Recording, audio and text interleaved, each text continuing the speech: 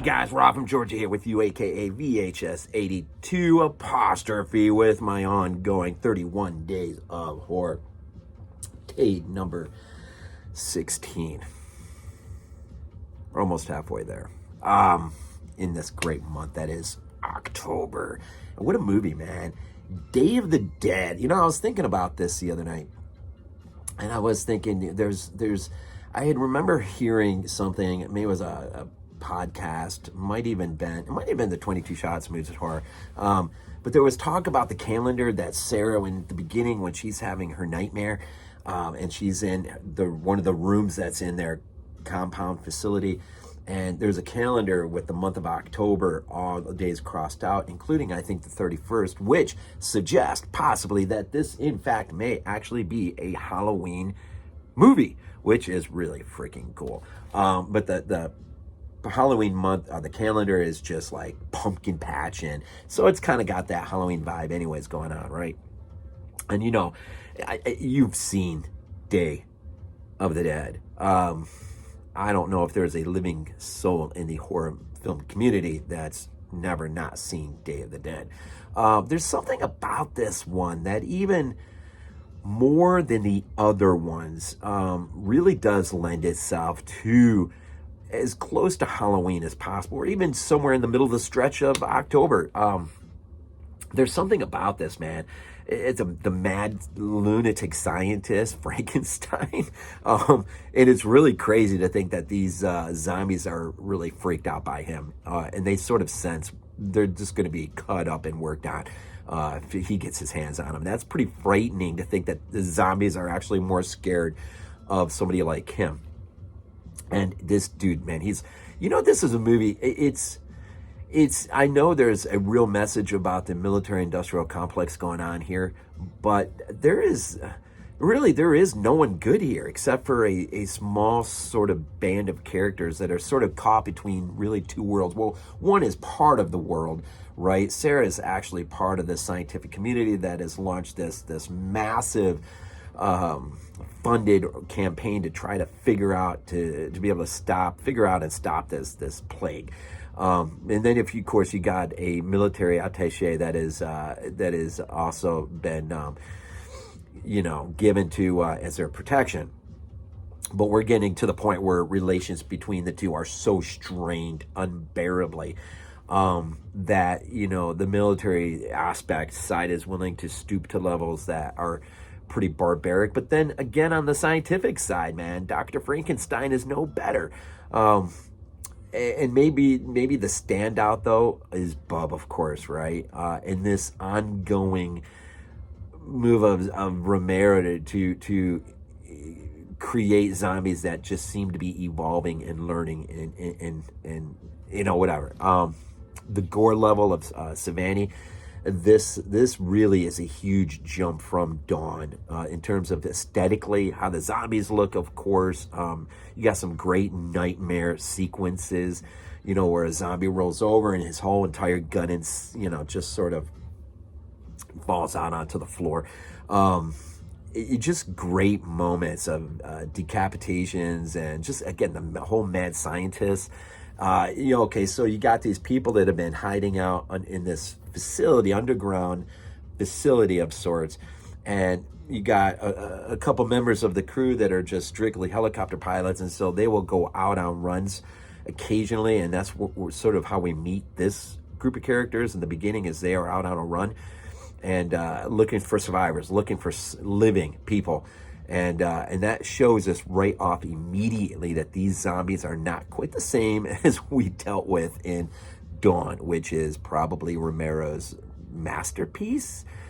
Although for me, Dawn and Fulci's zombie just edges it out just a bit. But I take nothing away from Dawn. Dawn is one of the greatest zombie films ever made. But this is one that continues to grow on me every single time I watch it. Last night or the night before, it was no different. I sat there just spellbound, immersed into this world that really, for the most part, is underground. Joe Pilato as Rhodes is freaking awesome. The guy who plays Steel is freaking awesome. These characters just are fun, man, in their over-the-topness, I guess. The Joe Pilato, just the mean-spiritedness, man, that he brings. He's willing to do just about anything, man. But then again, you don't blame him when he finds his men are being cannibalized by Dr. Frankenstein, who is, you know, as a means of rewarding, say, Bub, rewarding him to continually, you know, quicken the evolution process, I guess, of learning, so that you can apply some sort of control measure on him. He's been feeding him body parts to help temper his well, to keep the doctor safe so he can get really up close. But then they sort of develop this weird sort of relationship between the two where, you know, and it's a great moment when Dr. Frankenstein has been killed. And when Bub finally finds his body, the rage that he got, it was a neat moment for Romero to show an aspect of emotion. And that's not the only moment, but that's a great moment when it was like Romero saying they're not that much different than from us than we think they are. They're like another aspect of us, right? As people, just the atmosphere underneath, the tension, the underground cavern where they've been hiding, where they hide the zombies, and of course, a few get tossed out there. Of course, our heroes, right? Just the level of gore in this movie, and again, a restrained vision. We know that Romero wanted his palette to be much larger. It really is a shame that, and maybe not, maybe if Romero and Hooper would have had their way and had a much larger palette to work with, maybe it wouldn't have worked out as well. You know, I mean, a lot of times when a director is restrained and more creativity comes out of it, and we get things that we might not have got before.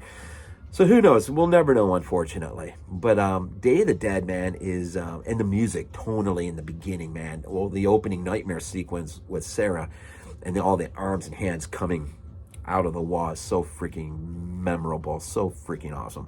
All the way up to the very, very, very end. It's such a great movie. It definitely any of Romero's movies, right?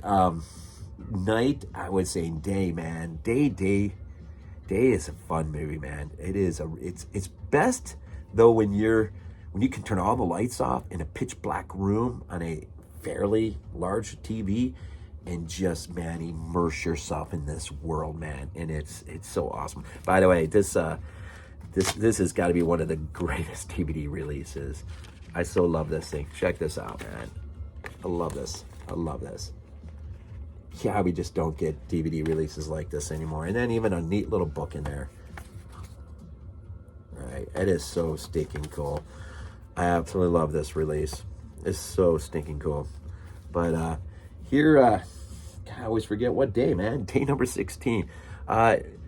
Do us some Day, man. It's freaking awesome stuff. George A. Romero freaking rocks. Lost him way too early, as well as I said that about Hooper the other day. Lost him way too early. Released in 85, runs 1 hour and 41 minutes.